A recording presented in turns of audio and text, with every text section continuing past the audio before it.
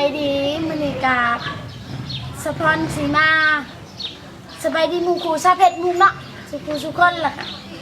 ทั้ง YouTube พร้อมมณีกาสะพอนสีมาหันมันหรือว่าหั่นมันมาใส่กับบังคลามเนาะสะพอนเศษบังคลามจัก4-5 บังในเรือนสะพอนนี่ก็คือมันแก้วบ้านสะพอนเอิ้นว่ามันแก้วเนาะว่าสะพอนสีมาหั่นมาเฮ็ดให้หมู่คู่เบิ่งเลยเนาะหมู่คู่ทั้ง YouTube แล้วก็หมู่คู่ทั้ง Facebook เนาะมาเริ่มกันเลยเนาะมาเบิ่งเด้อ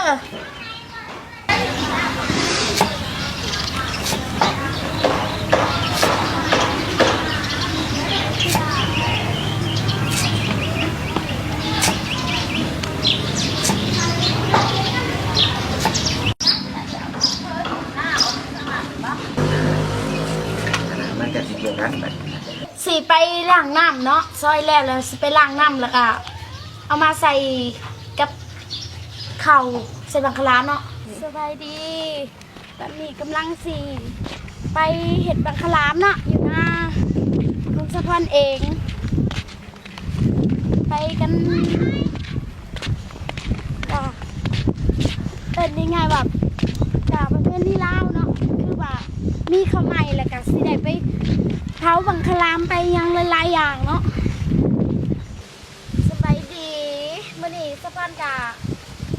สิมาเห็ดบังคลามแล้วก็สิมีอันมะพร้าวแล้วก็สิมีน้ำตาลแล้วก็สิมีไม้อันในหน้าค่ะในหน้าสะพอนเนาะไม่บังคลามค่ะตัดเอาเองในหน้าสะพอนเนาะสิมีมันพร้อมมาประกอบด้วยกัน1 ไม้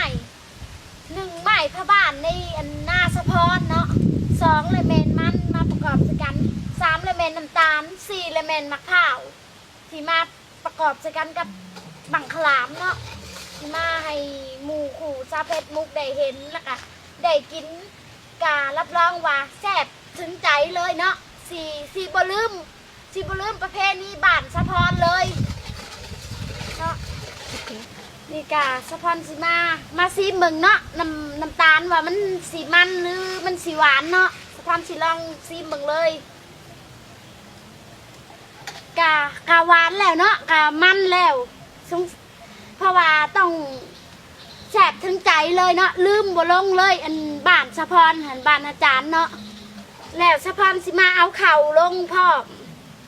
เนาะมาประกอบเข้ากัน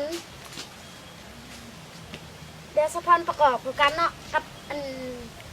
มะพร้าวเลยกะน้ำตาลเอาเข่าลงแล้วก็สิมีมันพ่อมาเบิ่งเด้อมันผลมันออกมันต้องดีเนาะมันต้องแซ่บจนแบบอยากกินบังคลามสะพอนเลยจนลืมบ่ได้เลยเนาะนี่กาสะพอน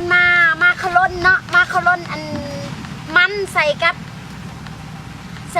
บังคลามเนาะสิบังคลามมาใส่กันกับข้าวกับยังใส่มันให้มันแซ่บเนาะเพราะว่าตามภาษาอันบ้านสะพอนประเพณีลาวคันแล้วเกี่ยวข้าวเลยต้องมานั่งเฮ็ดบังคลามจังสี่เนาะให้หมู่คู่ได้มาเห็นมื้อนี้จ้ะ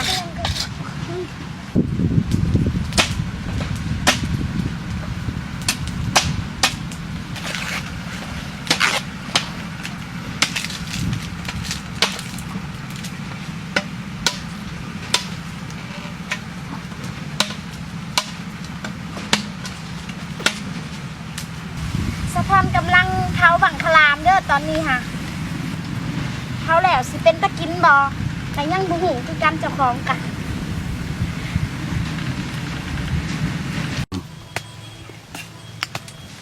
สุกเลยเด้อบังคลาม